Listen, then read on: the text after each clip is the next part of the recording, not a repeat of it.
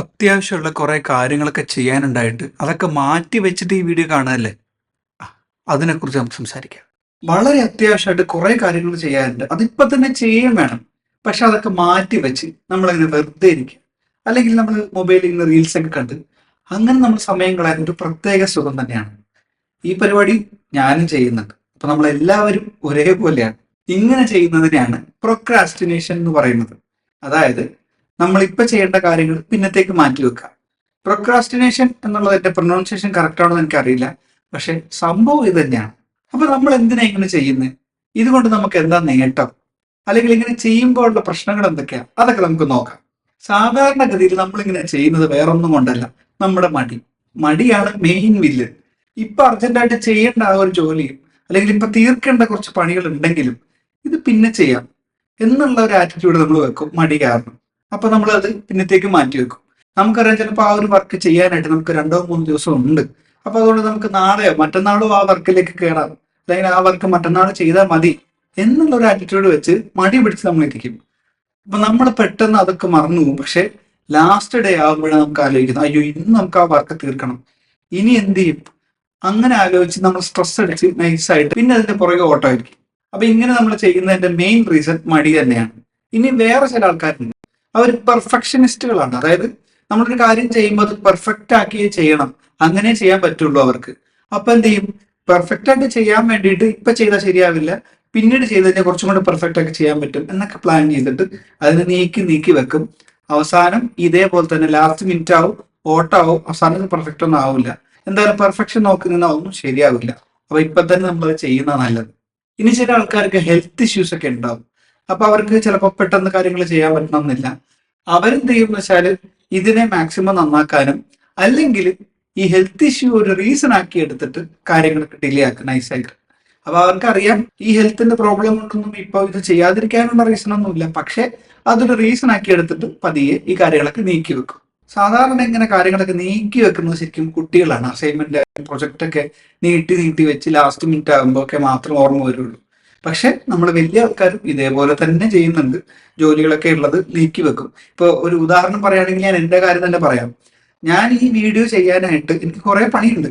അതായത് ഈ വീഡിയോക്ക് കണ്ടന്റ് ആദ്യം പ്ലാൻ ചെയ്യണം, പിന്നീട് ഷൂട്ട് ചെയ്യാൻ വേണ്ടി നോക്കണം, ഈ പുറകിലുള്ള ഗ്രീൻ സ്ക്രീൻ സെറ്റ് ചെയ്യണം, ഇവിടെ ലൈറ്റിന്റെ കാര്യങ്ങളൊക്കെ നോക്കണം, പിന്നെ ഇത് ഷൂട്ട് ചെയ്യണം, അത് കഴിഞ്ഞ് എഡിറ്റ് ചെയ്യണം, പിന്നെ ഡിസ്ക്രിപ്ഷൻ ഉണ്ടാക്കണം, അത് കഴിഞ്ഞ് തംബ്നെയിൽ ഉണ്ടാക്കണം, യൂട്യൂബിൽ അപ്ലോഡ് ചെയ്യണം, അത് ഷെയർ ചെയ്യണം.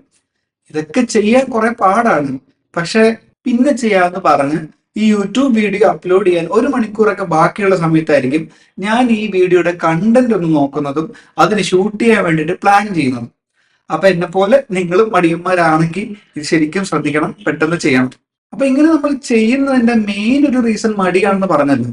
അതേപോലെ വേറെ കുറച്ച് റീസൺസ് ഉണ്ട്. അതായത് നമ്മൾ ഇങ്ങനെ ചെയ്യുന്നത് വേറൊന്നും കൊണ്ടല്ല, ആ ഒരു ജോലി ചെയ്യാനായിട്ട് എത്ര സമയം എടുക്കും എന്നുള്ളത് നമ്മൾ അണ്ടർ എസ്റ്റിമേറ്റ് ചെയ്യും. നമ്മൾ വിചാരിക്കും കുറച്ച് സമയം മതി അത് ചെയ്യാൻ എന്ന് വിചാരിച്ചിട്ട് അത് വിടും. പക്ഷെ അത് ചെയ്തു വരുമ്പോഴാണ് മനസ്സിലാവുന്നത് അത് ചെയ്യാൻ കുറച്ച് സമയം എടുക്കും. അപ്പൊ ഇത് കുറച്ചുകൂടെ നേരത്തെ നമ്മൾ ചെയ്തിരുന്നെങ്കിൽ ആ സമയത്തിന് തീർക്കാൻ പറ്റിയെന്ന്. ഇതാണ് വേറൊരു റീസൺ. എന്നെ പോലെയുള്ള ആൾക്കാർക്ക് വേറെ റീസൺസ് ഉണ്ട്. അതായത് ഒരു ഇനിഷ്യേറ്റീവ് എടുക്കാനുള്ള ഒരു മടി, ആരെങ്കിലും പുറകെ ഒരു പുഷ് ചെയ്യണം, അല്ലെങ്കിൽ വേറെ എന്തെങ്കിലും ഒരു റീസൺ പുഷ് കിട്ടിയാലേ നമ്മൾ ചെയ്യാനായിട്ട് തുടങ്ങാൻ പറ്റുള്ളൂ. അങ്ങനെയുള്ള ഒരാളാണ് നിങ്ങളെങ്കിൽ കമന്റ് ചെയ്യണേ മറക്കരുത്. അപ്പൊ ഞാൻ ഏകദേശം അങ്ങനെയുള്ള ഒരാളാണ്. എന്നാൽ പോലും ഞാൻ കുറച്ചു നേരം കഴിയുമ്പോൾ ഇനിഷ്യേറ്റീവ് എടുക്കും. സമയം വൈകി, ഇനി എന്തായാലും ഇപ്പൊ തന്നെ ചെയ്യണമെന്ന് വിചാരിച്ചിട്ട് ചെയ്യും. അപ്പൊ അങ്ങനെ ഇനിഷ്യേറ്റീവ് എടുക്കാൻ മടിയുള്ള ആൾക്കാരും ഈ ഒരു കൂട്ടത്തെ വരും. പിന്നെ വേറെ കുറെ ആൾക്കാരുണ്ട്, അവർ ശ്രദ്ധിക്കത്തില്ല ശരിക്കും പറഞ്ഞാൽ. അപ്പൊ ശ്രദ്ധ ഇല്ലായ്മ കാരണം ഈ കാര്യങ്ങളൊക്കെ ഡിലേ ആയി പോകും. ചിലപ്പോൾ അവർ നേരത്തെ ശ്രദ്ധിച്ചിരുന്നെങ്കിൽ സമയത്തിന് ചെയ്യാൻ അവർക്ക് പറ്റിയില്ല. അവർക്ക് അത്രയും മടിയൊന്നുമില്ല, പക്ഷെ ശ്രദ്ധ ഇല്ലായ്മ ഉള്ളത് കൊണ്ട് ഈ ഒരു പ്രശ്നമുണ്ട്. അടുത്ത റീസൺ എന്താണെന്നറിയോ? ഇപ്പൊ ചെയ്യാനൊരു മൂഡില്ല എന്ന് പറയുന്നില്ലേ, അങ്ങനെയുള്ള ആൾക്കാരെ കുറിച്ചാ. ഇപ്പൊ ചെയ്യാനൊരു മൂഡില്ല എന്ന് പറയുന്ന ആൾക്കാരോട് പറയാനുള്ളത്, മൂഡ് നോക്കി നമ്മൾ നിന്നാൽ കാര്യങ്ങളൊന്നും നടക്കൂല. നമ്മൾ എന്ത് ചെയ്യണം? ആ ഇനിഷ്യേറ്റീവ് എടുത്തിട്ട് ആദ്യമേ അങ്ങ് തുടങ്ങണം. മൂഡൊക്കെ തന്നെ സെറ്റ് ആയിക്കോളും. വേറെ ചില ആൾക്കാരുണ്ട്, ഒരു കാര്യം തുടങ്ങാനായിട്ട് ഒരു റൈറ്റ് മൊമെന്റ്, ആ ഒരു റൈറ്റ് മൊമെന്റ് കിട്ടാൻ വേണ്ടിയിട്ട് കാത്തിരിക്കുന്ന ആൾക്കാരുണ്ട്. അങ്ങനെ കാത്തിരിക്കുകയാണെങ്കിൽ കാത്തിരിക്കാനേ സമയം ഉണ്ടാവുള്ളൂ. റൈറ്റ് മൊമെന്റ് ഒരിക്കലും വരാൻ പോണില്ല. ഇപ്പൊ തന്നെ തുടങ്ങിയാൽ ഇതാണ് റൈറ്റ് മൊമെന്റ്, അത്രേ ഉള്ളൂ. അപ്പൊ ഇനി പ്രൊക്രാസ്റ്റിനേഷൻ മാറ്റാനായിട്ട് നമ്മൾ എന്തൊക്കെ ചെയ്യണം എന്നുള്ള കാര്യം നമുക്ക് നോക്കാം. ആദ്യം തന്നെ നമ്മൾ ചെയ്യേണ്ടത് ഒരു അച്ചീവ്മെന്റ് ലിസ്റ്റ് അല്ലെങ്കിൽ ഒരു ടു ഡു ലിസ്റ്റ് നമ്മൾ പ്ലാൻ ചെയ്യണം. അത് നമ്മുടെ മൊബൈൽ നോട്ട്സിനകത്തോ അല്ലെങ്കിൽ ഒരു ഡയറിയിലോ ഒരു പേപ്പറിലോ എന്തൊക്കെ നമുക്ക് എഴുതി വെക്കാൻ പറ്റും. അതും തലേ ദിവസം എഴുതി വെക്കാണ് ഏറ്റവും നല്ലത്. നാളെ നമ്മൾ ഇന്ന ഇന്ന കാര്യങ്ങൾ ചെയ്യും എന്നുള്ളത്. ആ ലിസ്റ്റ് വളരെ ചെറുതായിരിക്കണം. മാക്സിമം ഒരു 4-5 ഇമ്പോർട്ടന്റ് കാര്യങ്ങൾ മാത്രം അതിൽ മതി. അതിൽ കൂടുതലാകുമ്പോഴും നമ്മൾ അത് സംഭവിക്കും, നമ്മൾ ആ എല്ലാ കാര്യങ്ങളും ചെയ്യാനായിട്ട് മടി കാണിക്കും. അപ്പൊ ഇങ്ങനെ ഒരു ടു ഡു ലിസ്റ്റ് ഉണ്ടാക്കാം. അതാണ് ഫസ്റ്റ് പരിപാടി. എന്റെ കാര്യം തന്നെ ഞാൻ പറഞ്ഞില്ലേ, ഈ യൂട്യൂബ് വീഡിയോ ചെയ്യാനായിട്ട് ഒരുപാട് സ്റ്റെപ്പ് ഉണ്ട്. അപ്പൊ ഈ സ്റ്റെപ്സ് ഒക്കെ ആലോചിക്കുമ്പോൾ ശരിക്കും വട്ടുപിടിക്കും, ഇതൊന്നും ചെയ്യാനേ തോന്നില്ല.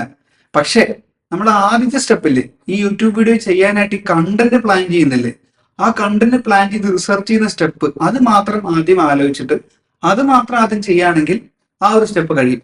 പിന്നെ അത് കഴിയുമ്പോൾ ഷൂട്ട് ചെയ്യാനായിട്ട് ഈ ബാക്ക്ഗ്രൗണ്ട് ഗ്രീൻ സ്ക്രീൻ വെക്കുന്ന കാര്യം ഞാൻ പറഞ്ഞല്ലോ, ഈ ഗ്രീൻ സ്ക്രീൻ വെക്കുന്ന സ്റ്റെപ്പ് ചെയ്ത് കഴിഞ്ഞാൽ ആ സ്റ്റെപ്പും കഴിഞ്ഞു. പിന്നെ ക്യാമറ വെക്കും, അതേപോലെ ഇവിടെ ലൈറ്റ് വെക്കും. അപ്പൊ ഇങ്ങനെ ഓരോരോ സ്റ്റെപ്പ്, അതായത് ചെറിയ ചെറിയ സ്റ്റെപ്പുകൾ വെച്ച് വെച്ച് നമ്മൾ മുന്നോട്ട് പോവാണെങ്കിൽ നമുക്ക് ആ ഒരു ഗോൾ കംപ്ലീറ്റ് ചെയ്യാൻ പറ്റും. അപ്പോൾ കംപ്ലീറ്റ് ആയിട്ടുള്ള ഒരു വലിയ സ്റ്റെപ്പിനെ കുറിച്ച് ചിന്തിക്കാതെ ചെറിയ ചെറിയ സ്റ്റെപ്പുകൾ വെച്ച് മുന്നോട്ട് പോയാലും കാര്യങ്ങളൊക്കെ സെറ്റ് ആവും. വേറൊരു കാര്യമുണ്ട്, നമുക്ക് തന്നെ അറിയാം നമ്മൾ മടി പിടിച്ചിരിക്കുകയാണ്, നമ്മൾ ഇപ്പൊ ചെയ്യാനുള്ള പ്രവൃത്തി പിന്നത്തേക്ക് മാറ്റിക്കൊണ്ടിരിക്കുകയാണ് എന്ന് നമുക്ക് തോന്നും കുറച്ചു നേരം കഴിയുമ്പോൾ. അപ്പൊ നമ്മൾ എന്ത് ചെയ്യണം, ആ സ്പോട്ടിൽ എണീക്കാനായിട്ട് ശ്രമിക്കണം. അത് എണീക്കാൻ കുറച്ചധികം ടാസ്ക് ആണ്, പക്ഷെ അന്നേരം നമ്മൾ എണീക്കുകയാണെങ്കിൽ സെറ്റ് ആവും. അപ്പൊ ആദ്യം തന്നെ നമ്മൾ ഈ വാണിംഗ് സൈൻ ഉണ്ടല്ലോ, അതായത് നമുക്ക് മടി പിടിച്ചിരിക്കുന്നുണ്ട്, നമ്മൾ കാര്യങ്ങൾ പിന്നത്തേക്ക് മാറ്റുന്നുണ്ട് എന്ന് നമുക്ക് നമ്മൾ തന്നെ തോന്നിപ്പിക്കുന്ന ഒരു തോട്ടില്ലേ, അതൊരു വാണിംഗ് സൈനാണ്. ആ ഒരു വാണിംഗ് സൈൻ വരുമ്പോഴത്തേക്കും നമ്മൾ എണീറ്റേക്കണം, ബാക്കി സെറ്റാണ്. ഞാനിവിടെ സീരിയസ് ആയിട്ട് ഒരു കാര്യം പറഞ്ഞുകൊണ്ടിരിക്കുമ്പോൾ ഫോണിൽ വേറെ കാര്യം നോക്കരുത്, മനസ്സിലായ? ഇതാണ് അടുത്ത പോയിന്റ്. അതായത് നമുക്ക് വരുന്ന ഡിസ്ട്രാക്ഷൻസ് ഒക്കെ മാറ്റി വെക്കണം. നമ്മളൊരു കാര്യം ചെയ്യാൻ വേണ്ടി ഇരിക്കുമ്പോൾ നമ്മൾ എന്ത് ചെയ്യും, ഫോണും അടുത്ത് വെക്കും, അല്ലെങ്കിൽ നമ്മൾ ഡിസ്ട്രാക്ട് ചെയ്യുന്ന കാര്യങ്ങൾ അവിടെ അടുത്തുണ്ടെങ്കിൽ അതൊക്കെ പതിയെ മാറ്റി വെക്കാം. ഫോൺ സൈലന്റ് മോഡ് ഇടുകയോ ഡു നോട്ട് ഡിസ്റ്റർബ് മോഡ് ഇടുകയോ ഒക്കെ ചെയ്ത് മാറ്റി വെച്ച് കഴിഞ്ഞാൽ പകുതി ഡിസ്ട്രാക്ഷൻസ് അവിടെ നിന്ന് നമുക്ക് മാറി ഫോക്കസ് ചെയ്യാൻ പറ്റും നമ്മുടെ വർക്കിൽ. അങ്ങനെ ചെയ്താലും ഒരു പരിധി വരെ നമ്മൾ ഈ വർക്ക് സമയത്തിന് തീർക്കാൻ പറ്റും. ഈ പറഞ്ഞ പ്രൊക്രാസ്റ്റിനേഷൻ മാറ്റി വെക്കാൻ പറ്റും. ഇത്രയൊക്കെ കഷ്ടപ്പെട്ട് നമ്മൾ മൈൻഡ് ഡിസ്ട്രാക്ഷൻ ഒക്കെ മാറ്റി വെച്ച് ഒരു കാര്യം കൃത്യസമയത്ത് നമ്മൾ ചെയ്യുകയാണെങ്കിൽ നമ്മളോട് തന്നെ നമുക്കൊരു അഭിമാനം തോന്നണം. അങ്ങനെ തോന്നിയാലും അത് നല്ലൊരു കാര്യമാണ്. അപ്പൊ നമ്മൾ നമ്മളോട് തന്നെ പറയും, ആ സമയത്ത് ഒരു കാര്യം ചെയ്യുന്നു, വെരി ഗുഡ്. അങ്ങനെ സ്വയം ഒന്ന് നമ്മൾ എൻകറേജ് ചെയ്യുന്നത് നല്ലൊരു പരിപാടിയാണ്. അപ്പൊ ഇങ്ങനെയൊക്കെ നമ്മൾ ചെയ്തു കഴിഞ്ഞാൽ ഈ പ്രൊക്രാസ്റ്റിനേഷൻ എന്ന പരിപാടി നമുക്ക് മാറ്റാൻ പറ്റും. ഇപ്പൊ ചെയ്യേണ്ട പരിപാടി ഇപ്പൊ തന്നെ ചെയ്തിരിക്കണം. ഞാൻ പോയി അർജന്റായിട്ട് ഈ വീഡിയോ എഡിറ്റ് ചെയ്യട്ടെ, അതാണ് ഇപ്പൊ അർജന്റ് പരിപാടി. പോട്ടെ, ബൈ ബൈ.